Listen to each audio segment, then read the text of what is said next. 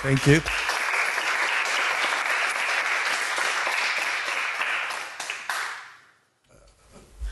My idea was that maybe not everybody is interested in moral judgment, but everybody is interested in doing research in social psychology. So the introduction concerns making empirical projects in social psychology in general. So this is illustration of the tendency which we are, all of us are well aware, that one study paper is an impossibility nowadays. I looked at the content of JPSP and starting from 2015, well, actually 80% of papers contain two or more studies. And if they contain one empirical study, this is a very atypical one. It involves sometimes 100,000 of participants or whatever. It's usually a very huge sample. But typically, of course, papers cease to consist of single studies. They consist now of multiple sets of studies aiming at several goals.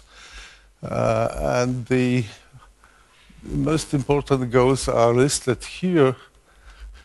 And of course, not every paper realize all of those goals, but at least 3 or 4 if you want to publish in a first-rate outlet. Well, so I would talk about a quite extended program of research on egocentric nature of moral judgments, illustrating those different points. And of course, they are not put in any chronological order. Chronology is actually a personal experience of a researcher. Nobody is interested in it. But what counts here is the conceptual order. And this is a pretty typical conceptual order of a program of empirical studies in social psychology as it is now. And this particular program of research, which I will talk about, is about moral judgments. People are very serious, at least about their own moral judgments. They look for God or gods or whatever as a justification of the moral judgments. And they are really important. For example, a very interesting study appeared a few years ago on convicted murderers in California. That was an archive study. And there were over 700 of these murderers. And Rule and Wilson asked people from general public to judge facial trustworthiness of the perpetrators of those murderers. And they found that, of course, as we all know very well now, that people were consistent in judging who is trustworthy or who is not. People agreed with each other, but what was really shocking, that trustworthiness showed at their faces influenced decisions. namely whether the sentence was death penalty or was it life sentence. So this is, of course, an unusual, atypical situation where these moral judgments are very, very important. They're also important in everyday situations. The moral judgments decide on whom we like, whom we approach, whom we spend life with. Usually these are not explicit moral judgments, but still our ideas of morality of other people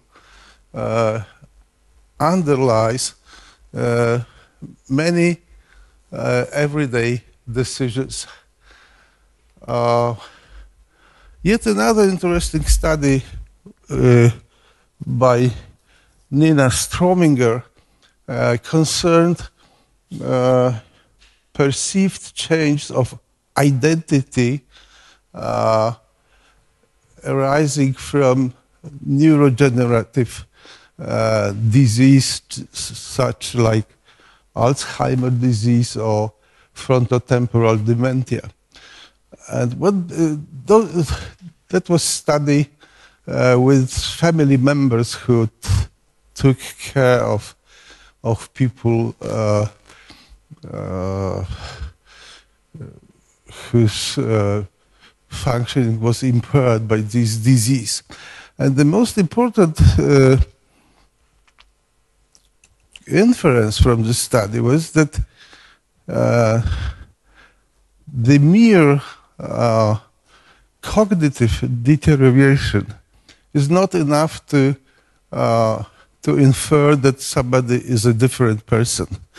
Even if you are like me, 70, and your cognitive functioning is really, really impaired, you cannot remember what's the name of this thing or the name of this thing, you are still perceived as the same person. This is an old grandpa, but he's still the same person. But when you are affected by frontotemporal dementia, which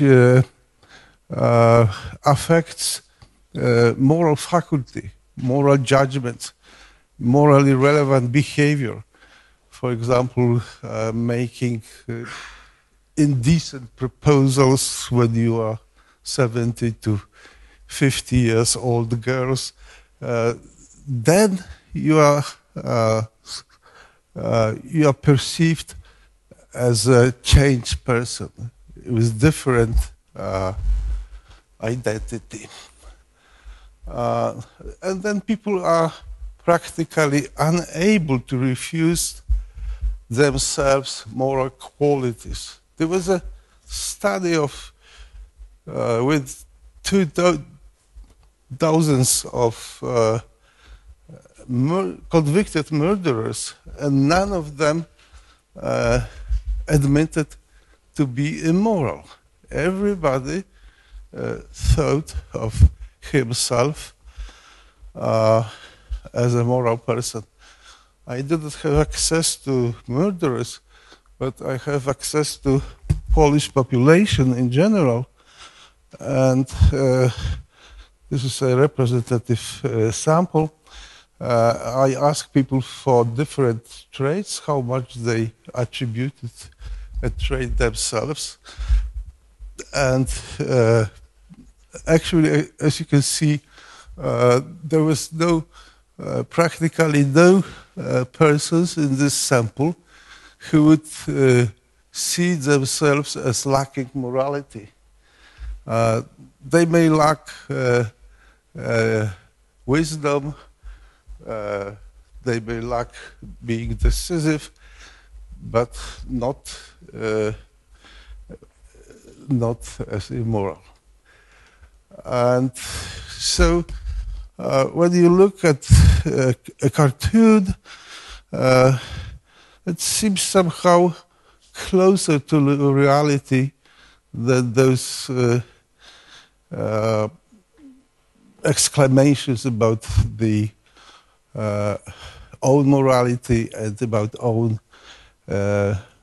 moral judgment. Actually, there is a very good reason to expect that people's moral judgments are frequently biased.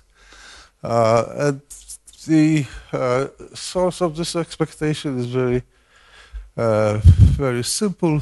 This is this differentiation of psychological processes into two classes, automatic versus controlled.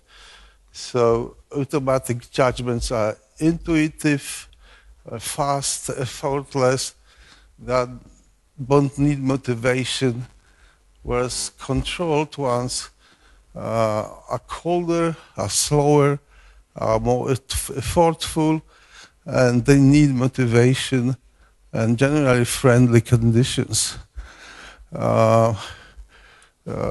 because cognitive resources are needed. And those automatic operate always, and those control only sometimes. And there's also a different architecture of those two types of judgments. So obviously, you can assume that this intuitive nature of moral judgment makes them prone to a variety of biases. For example, self-interest bias. That is what is consistent or serving my interest is also seen as moral. Is good, and generally good means moral. This maximization of self-interest seems to be universal and very strong, especially today. The people seem to be very hedonistic, consumeric, materialistic. It wasn't always so.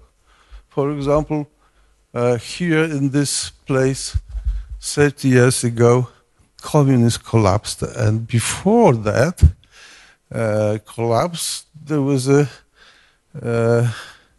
system where consumerism was absent because there were no goods to consume.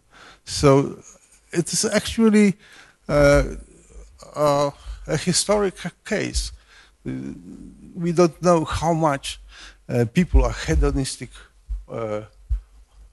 in general, and how much it is tied to particular time, particular culture. Anyhow, today, this self-interest seems to be a very strong motivation. And active motives guide, of course, good, bad evaluations. And such affective responses are diffused. And in effect, what is good for me is generally good, or it is morally good. What is bad for me is generally or morally bad. So there's a host of reasons to suspect this egocentric bias in judgment of morality of others. And there are at least two mechanisms possible leading to this self-interest bias. One is mood congruency, generally understood. The observers who gain from an actor's rewarding behavior experience a rise in their mood, which leads to more positive perceptions of the actor and the co-occurring stimuli. There is a very old idea of spreading activation.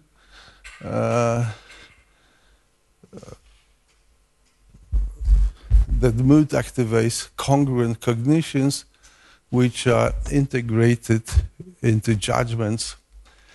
And affect serves as a source of information, as discovered by Norbert Schwarz many years ago. But there is also another mechanism which may be called attitude formation mechanism. Observers who gain from an actor's rewarding behavior develop a positive attitude toward the latter, towards the actor, because he or she, the actor, is instrumental in goal attainment. And whatever is instrumental in goal attainment and the goal is important and active is positive. So objects and persons who are instrumental in goal attainment are automatically evaluated in a more positive way. So the increase in evaluations is especially expected for moral judgments of the actor, because liking and morality are very strongly connected, and this association is bidirectional. And this was postulated by several authors, although it was never been shown directly for immoral behavior of other persons. So we did a line of studies aimed at showing this effect. Let me start with a field experiment which was done in our library of our department. A librarian waived a fine for overdue books or collected the fine as the rules dictate. Or the student was not guilty of this thing, and when the participants went out of the library, they were after 2 minutes approached by our coworker, who gave about 20 questions about functioning of the department. And it included questions about the librarian, and it appeared that the librarian who waived the fine was perceived as most moral, more moral than the control, or that one who imposed the fine.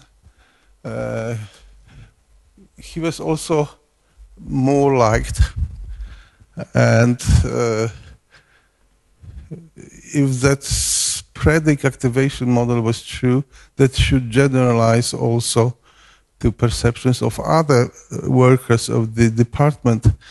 We also asked for perceptions of the latest person from the dean office you contacted with, and there was no such a generalization. So that was suspicion was that this spreading activation is not the right explanation of this effect. And there was a significant mediation analysis that is interest influenced moral judgment quite strongly, but it was entirely mediated by liking, and the direct effect was absent when controlled for liking, but the indirect effect was untouched and pretty strong. Then we made a replication with cheating, much more typical immoral behavior. People solved such mazes. On the computer screen, there was also auto-solve option available but forbidden. And people were tempted to use the auto-solve because of the iPod shuffle, which they could receive, and the experiment was run in pair. One person in the pair was our confederate, one person was the real participant, and there were two conditions.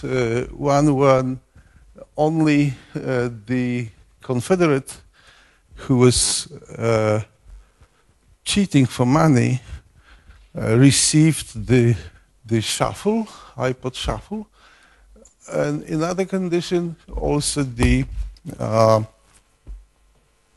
real participant could also receive this reward.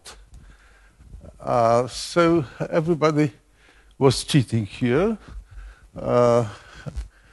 and so the only difference was that the interest of the observer, that is the real participant, was involved or was not involved, and you can see that the evaluations of morality were much higher when own interest of the observer was involved compared to no interest involvement condition. He was also better liked, as illustrated by these red bars. And in this experiment, we also measured mood both before and after observation of other guys' dishonesty. And you can see that when no interest was involved, observation of other guys cheating decreased the mood in participants. And that was true also when they themselves benefited from the cheating act. So observation of others cheating decreases your mood even if you benefit from the cheating. So that's the good side. And once more, liking totally mediated the effects of interest. And finally, we made an experiment involving a moderated mediation. That is, we introduced yet another group in which we made people to dislike this cheater. Namely, we introduced first phase here with the getting acquainted conversation between participant and confederate. Then they gave mutual evaluations of each other. This way we could cheat the participants, that they were positively or negatively evaluated by the confederate. And then for second phase, confederate cheated by solving equations with a calculator.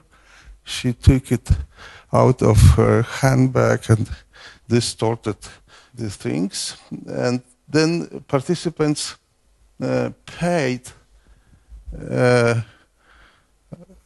either the confederate only or both confederate and themselves. There were two envelopes and they were putting coins to these envelopes.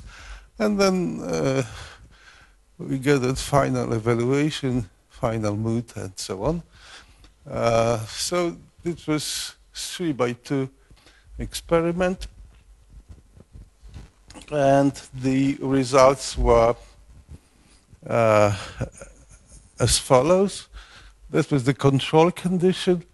So with interest, and everybody was cheating here. I mean, everybody who was evaluated.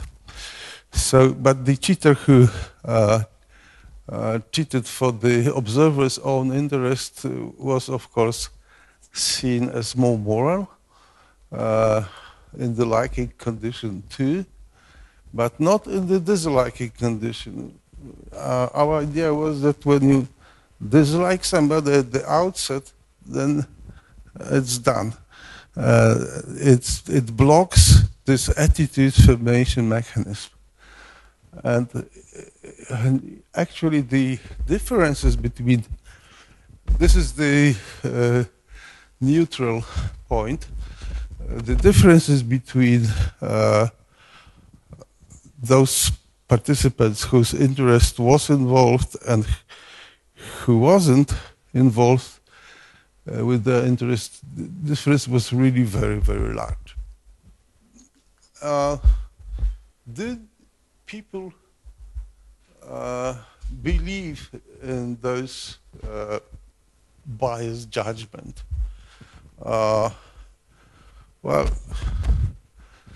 if you still don't know these results, try to think about it. Well, on one side, no, because it would be stupid or maladaptive to say in a scientific way. And this inflated moral evaluations are merely lip service. On the other hand, yes, because people are not aware that their judgments are biased by interest. If they were aware, they wouldn't make such biased judgments. And people generally believe their moral judgments to be as objective as factual judgments. And actually, people sometimes entrust their money to cheaters like Bernie Madoff, who just died after serving some dozens of years in jail. So we decided to test this question empirically and invited people to play a trust game. We gave them 10 zlotys. They could invest. The investment was pretty nice because the experimenter, who was the banker, would triple this sum. But the problem was that the final sum was to be divided by the confederate, who was a cheater. So this was 2x2 design with cheating and interest involvement as two factors. And when interest was not involved, people, of course, invested much more money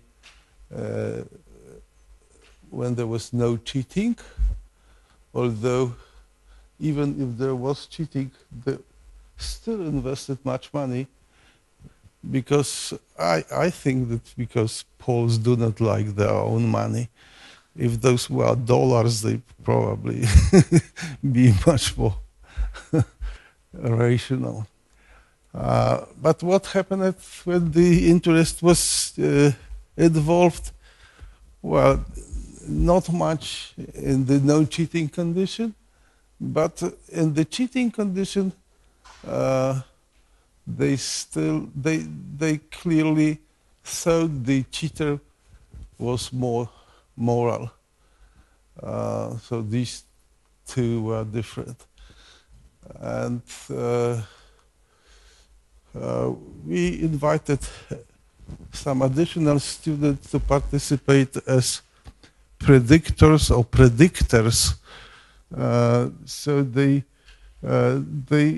only imagine it to be in such a situation, in one of the four conditions, and they fill the same measures.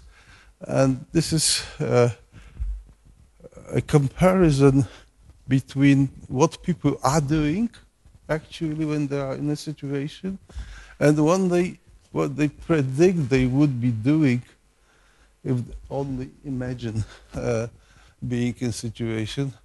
So you can see there was quite a different. So when your self-interest is involved, it doesn't make any sense to ask people for imaginary behaviors, because the imaginary behaviors are completely different from the actual behaviors. And there is also yet another illustration of this rule. We went back to the library and we started at an extra group of students, asking them to imagine what they would do in such a library situation. And that was the original experiment that the librarian who waived the fine was considered more moral than that one who collected. But when people predicted their own behavior, the story was completely different. Actually, people went after their self-interest, but when they imagined what they would do, they imagined they would go after the norm and evaluate the norm-maintaining person as more moral. Well, the question is whether these moral judgments are maybe biased by attitudes coming from different sources. For example, well-known effect of similar attitudes. So we looked for manipulations which would influence liking, but beyond self-interest. So there are at least three such manipulations: belief similarity, mimicry, that is similarity of facial expression, and frequency of exposure. And we used all three manipulations in next three studies. So the first was concerning attitudinal similarity, dissimilarity. So that was via internet done, and people received bogus information about the other person who had similar or dissimilar views to their own. We measured liking and morality judgments, and as predicted, those people with similar beliefs were more liked and were considered as more moral. And that was still the same story with the mediation.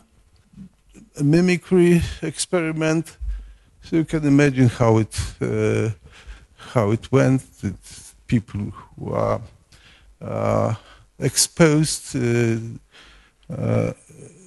a face on a screen, and the situation was arranged in such a way that the girl presented on the screen produced emotional expressions which felt like mimicry of what participants made with their own faces.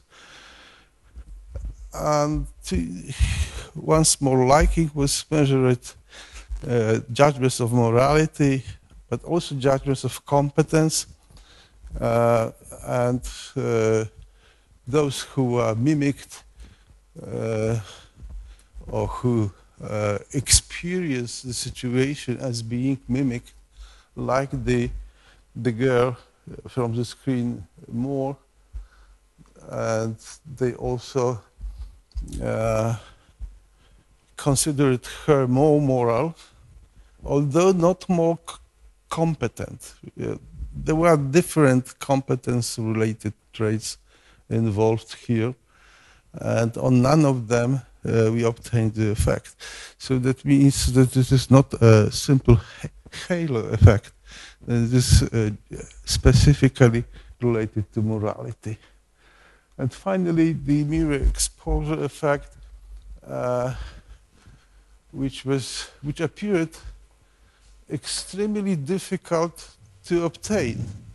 We failed 4 times before obtaining on the 5th times this effect, only because we strictly mimicked Bornstein and D'Agostino study from 90s, and we finally produced this effect.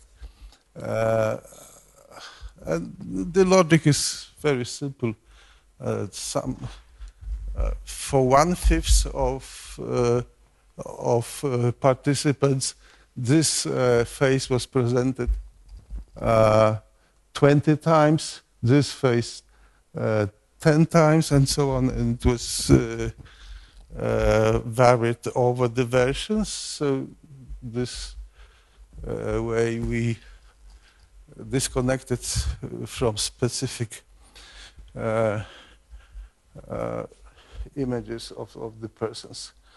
So in a sense, it was a very nice experiment because the whole manipulation lasted less than 2 minutes. So the sequence was as follows, and then it was repeated. So, but you can see that this was extremely fast going, and and here are the 3 dependent variables as a function of the number of expositions. So up to 5 exposures, there is no effect at all. At 10 exposures, and then also at 20 exposures, there was effect of exposure frequency, but it was only constrained to liking and morality judgments, but not competence judgments. And here is statistical proof of what I'm talking about.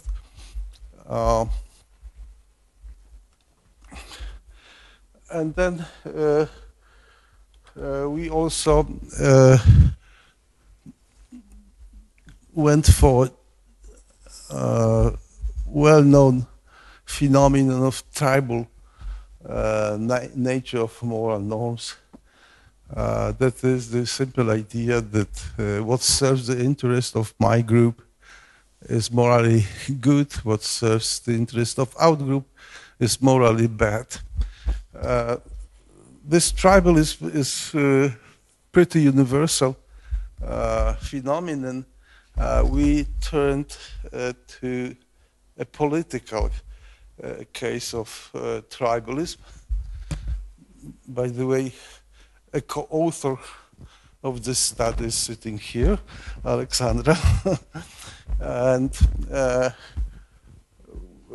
we connected this study to one of the smaller affairs of Donald Trump's presidency that was nominating Brett Kavanaugh as a judge to Supreme Court. And during these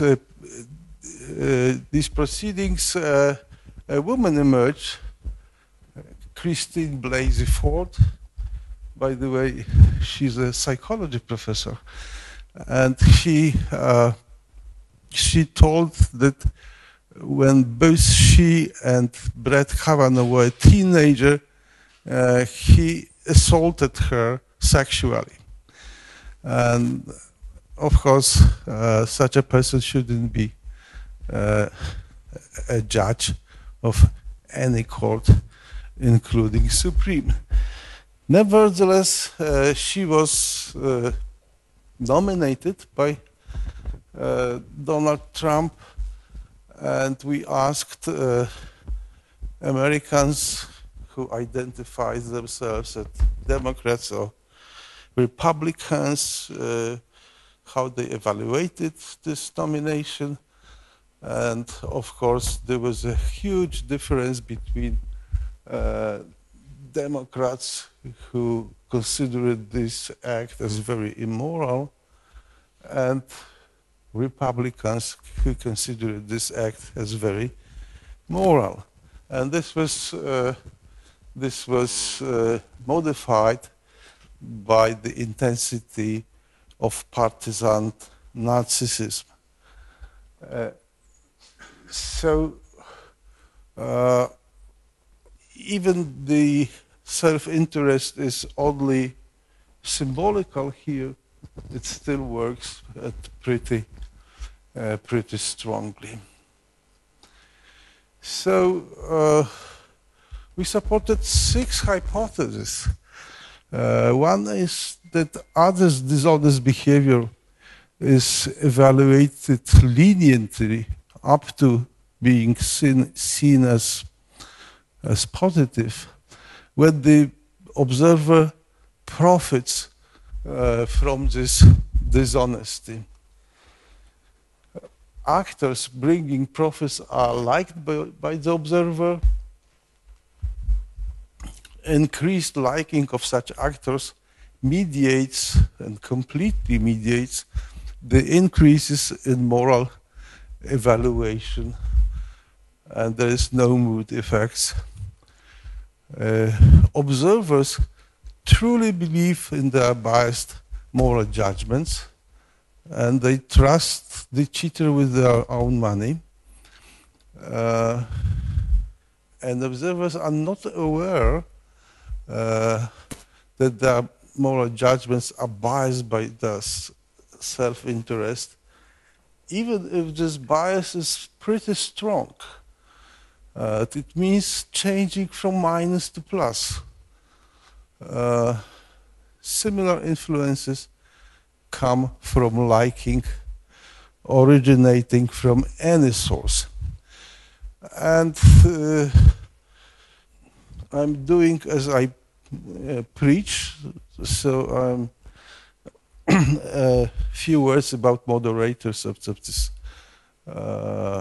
this relation. So one possibility is that morally relevant information about the wrongdoer may serve as a moderator of this relation. So that is when we have morally relevant information, we should, perhaps we will not be biased by liking. Then education. Maybe if we told our subjects about our previous experiments, that would make the judgments fair. And finally, accountability. There is a huge number of classical research by Philip Tetlock who showed that making people accountable for their judgments strengthens those judgments. Even primacy effect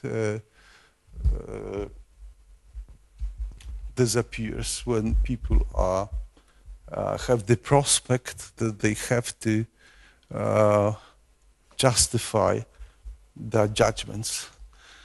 So we ran a study where people were mimicked or not mimicked by a person, and they also obtained morally negative or morally positive information about the person. And we asked for evaluation of moral character. So you can see there are two main effects: no interaction, that is, no moderation. The second experiment in this line was about education. So we manipulated similarity of beliefs as well as education. Education was about these self-interest bias and moral judgments. So the difference is between these two is a index of the size of the bias.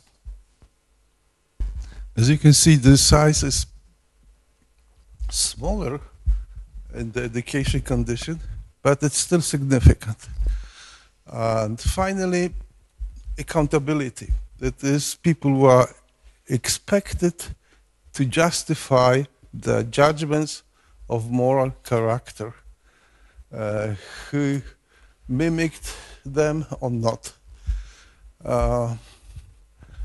And they were given some information about this character and were asked for evaluation of his morality. So this actually worked. People in the not accountable condition showed the bias. People in the accountability condition didn't show.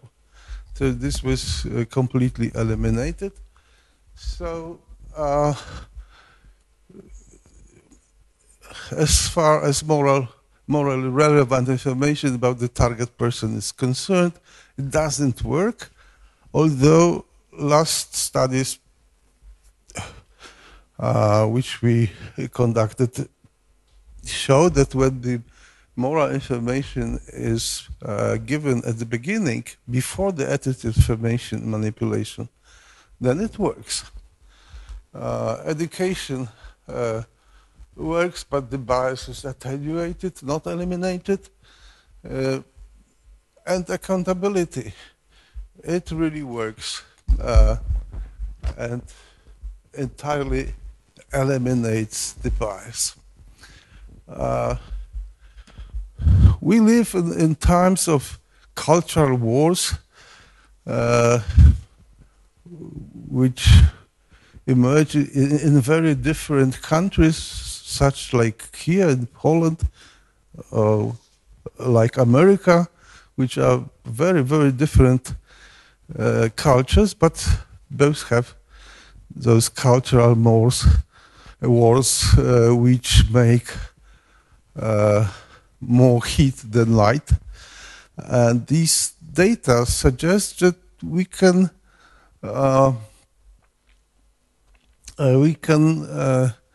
put more light here by requiring from the participants of those morally driven discussions that they should present not only their own judgments, but they should focus on justification of those judgments. And broader implications, the moral evaluations frequently based on intuitions, which are faster than thinking.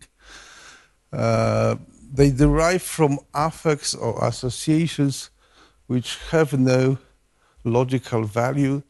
We have a line of research showing this, but not everything can be shown in 1 hour. These influences are strong, although unnoticed. And these biases seem to be inevitable, at least as long as the controlled processes are not switched on. And to civilize moral disputes, we should focus on judgments rationale, not merely the content of the judgments. And we should remember that a large part of moral judgments have no logical value. For example, baby-faced persons are judged as more moral. But it is only association, not rational. And there was a French-American writer, Anaïs Nin, who knew that many, many years ago. And I think this is a very well summary of my talk. Thank you for your attention.